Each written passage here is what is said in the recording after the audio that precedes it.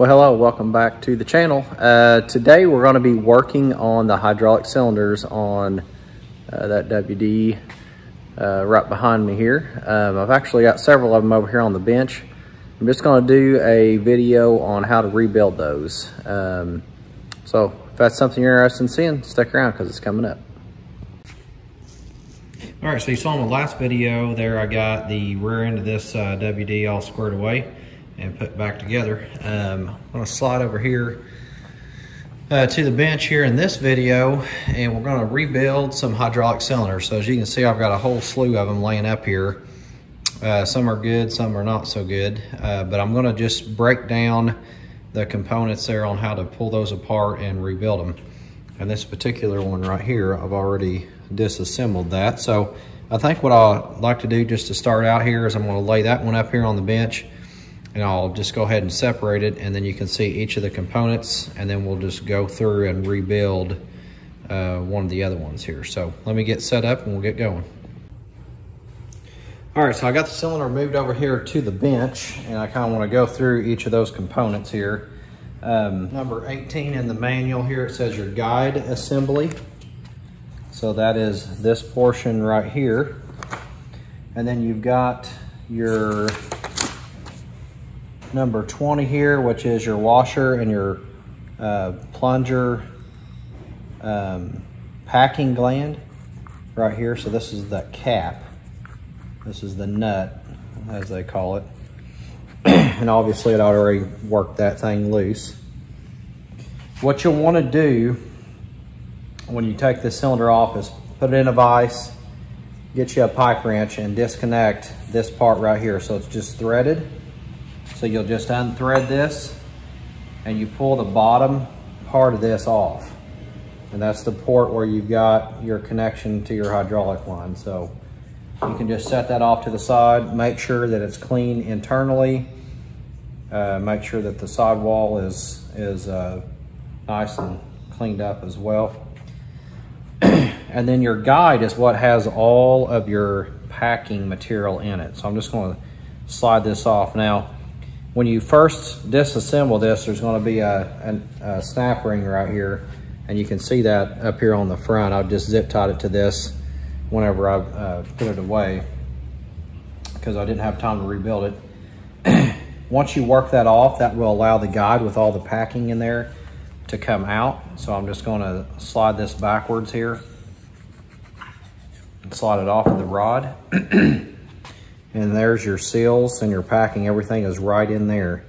And the kit's gonna have everything that you need. What you also wanna do is you look in there, there's some sleeves. Let me see what they call those real quick. Those are number 16 in our book here, and number 16 is the plunger bushings. It looks like there are 2 of those in this cylinder build, and I can see them in there. I want to make sure that those are true, they're not scored or anything, so I'm going to really inspect those. They will come out once the packing material is out, so I might just go ahead and disassemble that whole unit so we can see it and see what it looks like. So for now, what I'm going to do is just flip this over like that.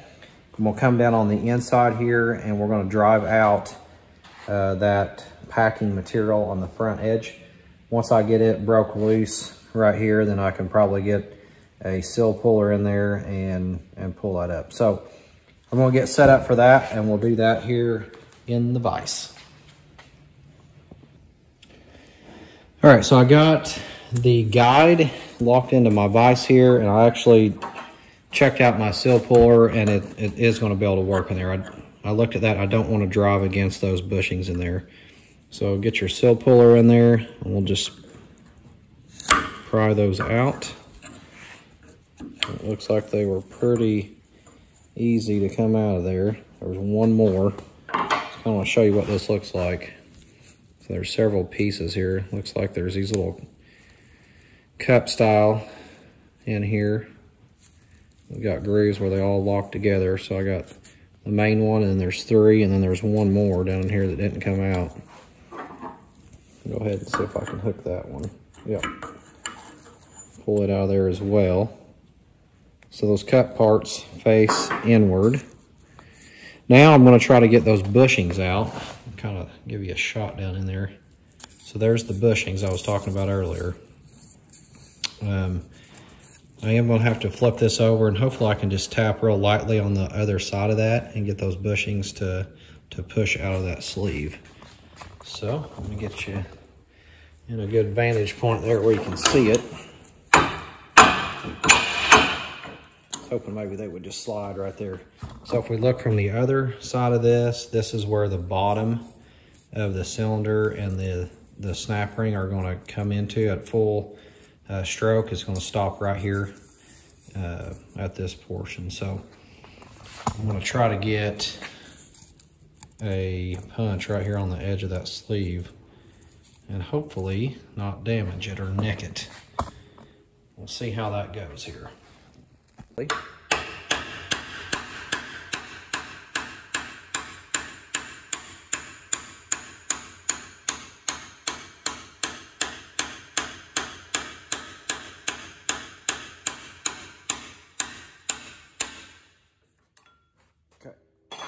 it's either out or it's hit the bottom. Okay, so it came out of there. So I got 2 pieces here. You got your sleeve, and then you got your center part here. Let me see what it's called. That's number 17 in our book. And that is the spacer, plunger bushing spacer. So there's our bushing, here's our spacer, and then on the top side of this is another spacer, and that thing's got to come out. See down in there, it's on the other end.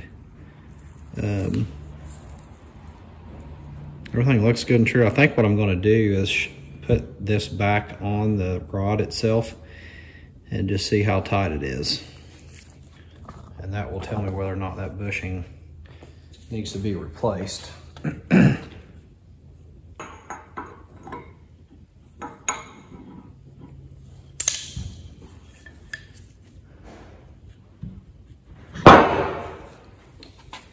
So just looking at it, that fits on there pretty tight. I mean, I can move him just a smidgen, but I feel pretty good with that bushing that's in there right at the moment. So once that's off, you can get your washer off of there, as well as the nut that hooks it all together. A lot of times on cylinders, you'll see this portion that actually has the seals. Well, that's not the case. They hadn't moved to that design yet. So we got this in order here. One other thing we want to do is make sure that the rod is clean. If there's anything that's rusty on that, we want to make sure that it's nice and smooth. And I got a little bit here, and I'm just going to run some Scotch-Brite over this just to see if we can clean it up. You know, I think it'll work for what we're doing. If these are pitted real bad, you will want to get a new rod. And I did try to get a couple new rods because I know some of them I got over there are bad and they just were not available. You could take it to a machine shop and have somebody make it, but all right. So I feel pretty good with that. So the rod looks fine and cleaned up. Next thing I'm going to do, I'm just going to go ahead and clean up the guide here, make sure there's no junk in there, clean up the rest of the components, and then we'll jump back in here and we'll throw the seal kit in it. Okay, I have cleaned up all of the parts, and as I was looking inside the tube there, there's still some grease and stuff in there that I cannot get out. And I had made this this little rod to reach into different areas in the past that's going to come in useful. You can put a little wire brush on the end. It's got a little piece I welded on the end here where you can set a screw in it. And then I just welded a bolt on the end of this thing. So what I'm going to do is run it in and out of that tube just to get the remaining stuff that's in that. Again, this is different than your conventional cylinder where you run against the complete sidewall that with a stop. You don't do that on this style. So I can run that through there and not worry about creating any kind of problems in there. I'm going to look down on the end of it. It's really pretty decent. You can see there, nothing major. Just want to make sure that everything is cleaned out is the main thing here. All right, so I got that squared away. Got my other pieces here that are cleaned up. Need to wipe this nut down real quick as well. All right, so at this stage, we are ready to reassemble. Make sure I got everything cleaned up good. All right, so we're gonna put our spacer in there first. And I got a bushing over here that I drove out. And that bushing, when I drove it out, kind of made a little hickey on the end of it right there, as you can see. And so I've been kind of working on that, trying to get it to fit over the end of my cylinder rod here. It does pretty good, and then we get caught up once it gets right down to the edge. So I'm going to do just a little bit more with the file on that. So make sure that we don't scratch up that rod. And then I'm going to just take that bushing and drive it right back in there where it belongs. Once that's said and done, then we'll get detailed into how to put the seals in it. All right, so I got my bushing just set in there, and I'm just going to tap it in. What I like to use is a socket that's about the same diameter, and then we can just tap it in. Does not take much. Okay,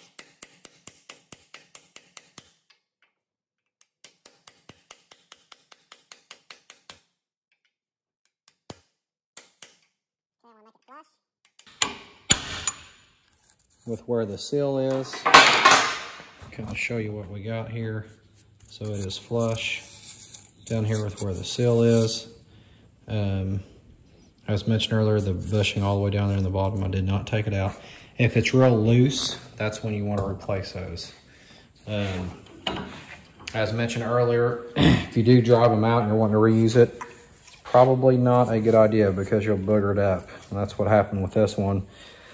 Luckily, I was able to get it kind of worked out there where it will fit. So I'm just going to go ahead and just double check, make sure my rod's going to slide through both of those.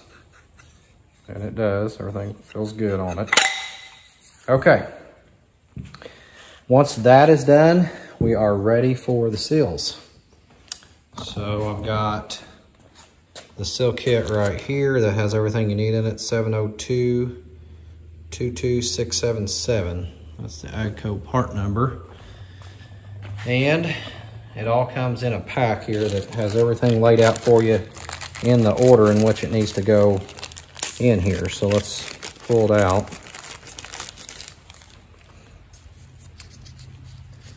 Get this tie off of it. So we've got the bottom one and then 3 kind of cup seals in the middle and then our top one. And those all will just go down just like that. So if you can get them to all go in as one unit, that's fine. If you want to do it each individual, that is fine as well. It looks like maybe the easiest way to do this, let me get the camera on here where you can see it. Let's just do them individually. Push it down. Okay, that one's good. I got 2 more right here. I'll put in at the same time.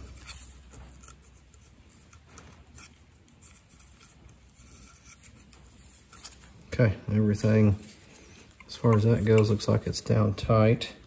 And you got your last one. It's got this little cut part that fits over that seal. It just goes into place. Now when all this is assembled, the washer is going to sit on that, and then this is going to tighten it down and hold it. So that's really all there is to it. These cylinders, as mentioned earlier, are just pretty straightforward. They're nothing too sophisticated. All right, so we got that squared away. At this point, I'm gonna go ahead and assemble the rod. Before I push this rod through, I am gonna go ahead and coat it with some lube just to make sure that everything slides nice and easily through the new seals right here. So to do that, I'm gonna use my assembly lube that I get from Lucas. You get it at your normal part store if you're watching any of my other videos. That's something that I use pretty much on everything. It's pretty good stuff. So I'm gonna coat this up good. I'm gonna go ahead and slide on the nut. I'm gonna go ahead and put my washer on here as well. And once that is done, we can assemble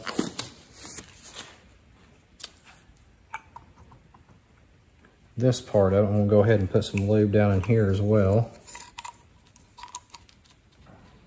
It seems like those would fit tighter, but they don't. All right. So, just gonna slide them together here very carefully. Get that out of the way.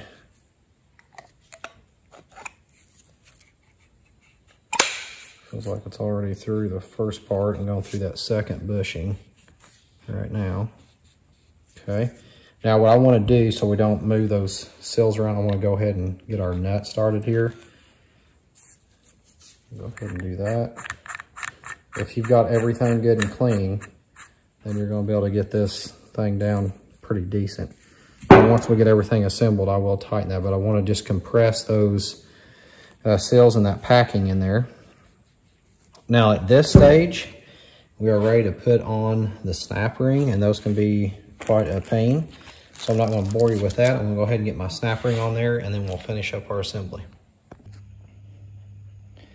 All right, so I got the snap ring put on the end of the rod here, and that was quite the ordeal. What I ended up doing was taking a socket that fits over the shaft, and I was able to get that and drive it down into place. So those are a real pain. I worked on that thing for a little bit, but we got it installed now. So we're gonna go ahead and finish up the assembly here. And the next step is putting the back portion of the cylinder back together, which is here. So earlier we had all that cleaned out. I've got some of this pipe joint compound, and I'm just going to put around the threads right here real lightly. I was reading the manual on this, and it said to just tighten this up enough to keep it from leaking. So it kind of leaves you a lot of room in there. So I got this covered up. We're just going to slide it over our rod here in the vise.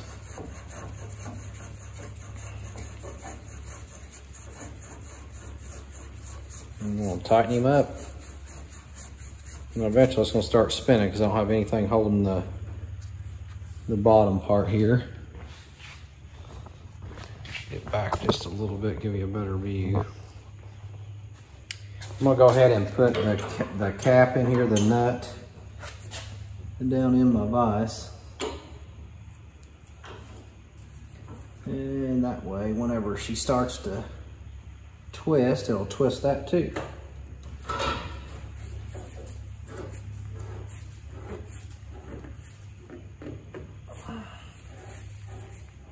Okay, now everything's starting to snug up pretty good.